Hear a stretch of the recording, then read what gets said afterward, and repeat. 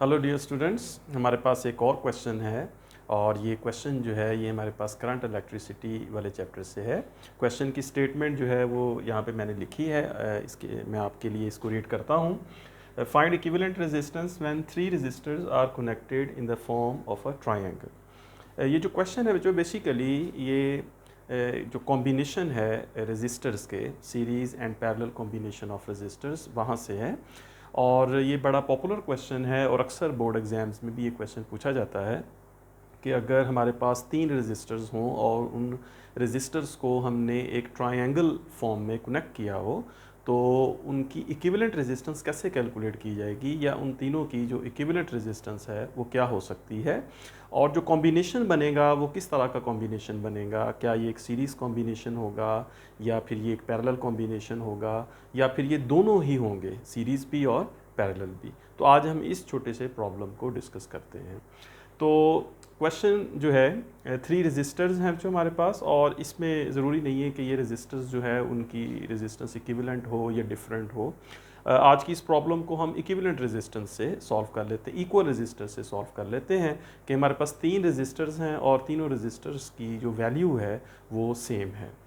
तो इसको अगर हम एक फॉर्म बनाएं, इसकी कनेक्शन अगर इसके बनाएं तो हमारे पास इस तरह से 3 रेजिस्टर्स हम देते हैं, और ये एक रेजिस्टर है लेट्स से, और ये हमारे पास इस तरह से एक दूसरा रेजिस्टर है, और तीसरा रेजिस्टर हम यहाँ पे कनेक्ट करते हैं।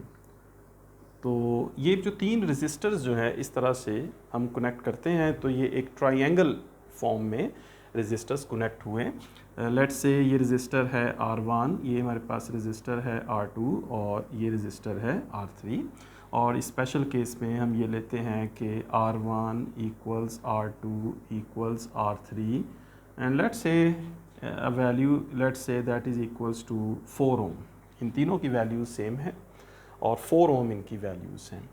तो अब ये जो कॉम्बिनेशन है R1, R2 और R3 का, ये सीरीज़ होगा या पैरेलल होगा, इसको सॉल्व करना है। तो इसके लिए फ़र्ज़ करें जो हमारे पास ये टर्मिनल, ये जो पॉइंट है ये A है और ये पॉइंट B है, और इस तरह ये वाला पॉइंट C है। अब जो इन तीनों रेजिस्टर्स की जो इक्विवेलेंट रेजिस्टेंस है वो हम कैलकुलेट करेंगे। उसके लिए हमें चाहिए एक वोल्टेज सोर्स। उस वोल्टेज सोर्स के अकॉर्डिंग हम ये डिसाइड करते हैं कि इन रेजिस्टर्स का जो कॉम्बिनेशन है वो क्या बनेगा। बगैर किसी वोल्टेज सोर्स के हम इस कॉम्बिनेशन को नहीं बता सकते, क्योंकि जो कॉम्बिनेशन होता है सीरीज़ या पैरेलल वो अकॉर्डिंग टू करंट डिफाइन होता है। अगर करंट का फ़्लो जो है वो सेम हो, रेजिस्टर्स इस तरह से कनेक्ट हों कि उनमें से करंट के फ़्लो का एक ही पाथ हो, तो वो सीरीज़ कॉम्बिनेशन है। और अगर करंट का पाथ डिफरेंट हो जाए तो वो पैरेलल कॉम्बिनेशन है।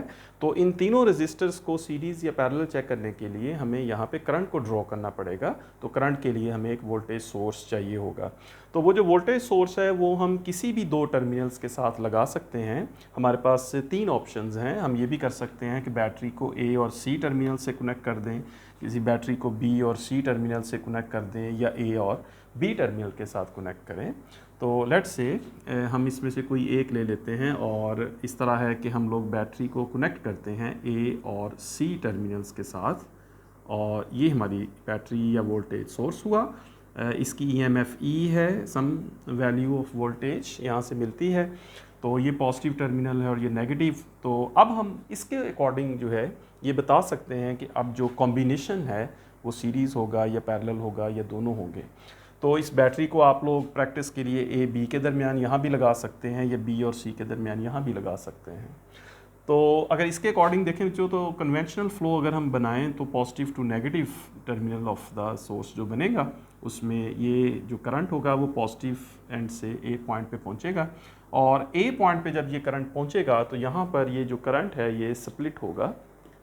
तो A से ये करंट जो है वो इस तरफ R1 की तरफ भी होगा, और फिर ये कंटिन्यू रहेगा R2 की तरफ भी। तो चूँकि यहाँ पे करंट जो है वो स्प्लिट हो रहा है, तो आप समझ सकते हैं कि ये दोनों पैरेलल कॉम्बिनेशन यहाँ पे बनाएंगे। A से करंट जो चलेगा वो R1 से पास होता हुआ इस पॉइंट C पर आएगा, और इस तरह जो करंट R2 में से गया वो B पर होता हुआ B से फिर R3 और पॉइंट C पर पहुँचा। तो हमारे पास जो करंट है यहाँ पर I1 है फ़र्ज़ कीजिए, कि जो R1 की तरफ करंट गया इसकी वैल्यू I1 है और जो R2 की तरफ गया इस करंट की वैल्यू I2 है। तो I1 जो है ये C पर पहुंचेगा और I2 जो है वो B से होता हुआ C पर पहुंचेगा। तो C पॉइंट पर जो टोटल करंट होगा वो फिर I1 प्लस I2 जो कि I के इक्वल होगा।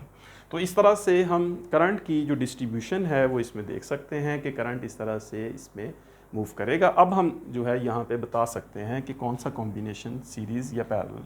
अब जो देखिए ये जो R2 और R3 रजिस्टर्स हैं इनमें सेम करंट गया। I2 करंट R2 में था और I2 करंट ही R3 में रहा। तो यहाँ पर जो करंट है ये I2 है और इस तरह R2 में जो करंट है ये भी I2 है। तो सेम करंट R2 और R3 में रहता है। तो इसका मतलब है कि ये जो R2 और R3 हैं ये दोनों सीरीज़ में हैं और फिर ये दोनों जो हैं R2 और R3 ये सीरीज़ में मिलकर इस R1 के साथ पैरेलल हैं। तो इसकी दूसरी फॉर्म जो यूँ भी हो सकती है कि इस ट्रायंगुलर फॉर्म को हम इस तरह भी ड्रॉ कर सकते हैं कि ये हमारे पास रेजिस्टर है R1, इस फॉर्म में भी लिख सकते हैं। ये रेजिस्टर है हमारे पास R1 और दूसरी तरफ हमारे पास दो रेजिस्टर्स हैं और एक रेजिस्टर है यहाँ पे R2 और एक रेजिस्टर है यहाँ पे R3 और इनको हमने कनेक्ट किया है बैटरी के साथ। तो ये इसकी जो इक्विवेलेंट सर्किट है इसका उसको हम इस तरह से दिखा सकते हैं R1, R2 और R3, ठीक है ना। तो यहाँ पे R1 हो गया और ये R2 और R3 सिमिलर हो गया। अब यहाँ पे करंट I है, फिर यहाँ पे करंट जो है वो I1 होगा और इस तरह इधर जो करंट जाएगा ये करंट I2 हुआ, करंट स्प्लिट हुआ। तो इट मीन्स कि ये पैरेलल कॉम्बिनेशन बन गया। अब R1 हमारे पास पैरेलल है R2 और R3 के साथ, R2 और R3 जो हैं ये दोनों सीरीज़ में हैं। तो अब हमारे पास ये जो ट्रायंगुलर फॉर्म है वो इस तरह से बन के आई। तो यहाँ से हम जो इसकी जो इक्विवेलेंट रेजिस्टेंस है वो कैलकुलेट कर सकते हैं। अब तीनों रेजिस्टर्स की वैल्यू अज्यूम की है मैंने 4। तो R2 जो है दैट इज़ 4 ओम, R3 जो है दैट इज़ 4 ओम। अब चूँकि दोनों सीरीज़ में हैं तो इन दोनों की जो इक्विवेलेंट रेजिस्टेंस बनेगी R2 plus R3 that will be equals to 4 plus 4 equals 8 ohm. तो हम इसका भी इक्विवेलेंट सर्किट बना सकते हैं और इसका इक्विवेलेंट सर्किट हम इस तरह बनाएंगे कि ये हमारे पास R1 है और ये हमारे पास इक्विवेलेंट हो गई R2 और R3 की। तो ये हमारे पास वही सेम बैटरी जिसकी EMF E है, ये रजिस्टर हो गया R1 और ये जो है ये कंबाइंड है R2 प्लस R3। तो यहाँ पे जो आप देख सकते हैं कि R1 और उसके साथ जो R2 प्लस R3 हैं अब ये दोनों पैरेलल हैं। तो अब यहाँ पे हम पैरेलल कॉम्बिनेशन का जो रूल है उसके मुताबिक इसकी इक्विवेलेंट फाइंड कर सकते हैं। फ़र्ज़ कीजिए कि इन दोनों की जो इक्विवेलेंट है वो उसका कोई नाम रख लेते हैं that is equals to R4 some number R2 plus R3 equals R4।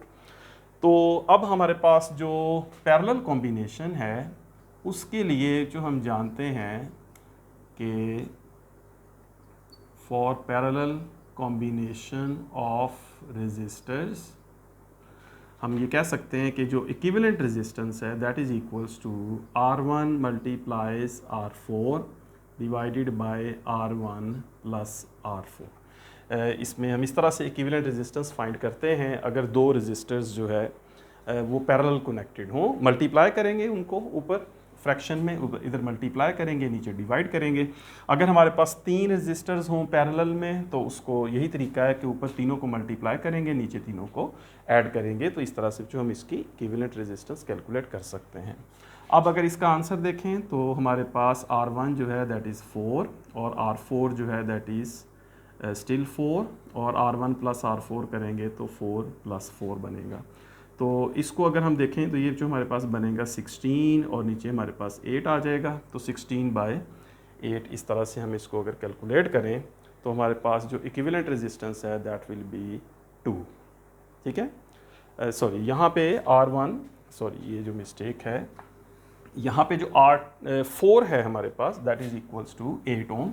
तो इसके अकॉर्डिंग अगर जो हम देखें तो R1 is 4, R4 is 8, R1 is 4 plus R4 is 8। R4 जो है ये R2 और R3 का इक्विवेलेंट रेजिस्टेंस है तो 4 प्लस 4 8 होगा। अब अगर इसको सॉल्व करते हैं तो 8 4 ज़ार 32, 8 + 4 दैट इज़ 12।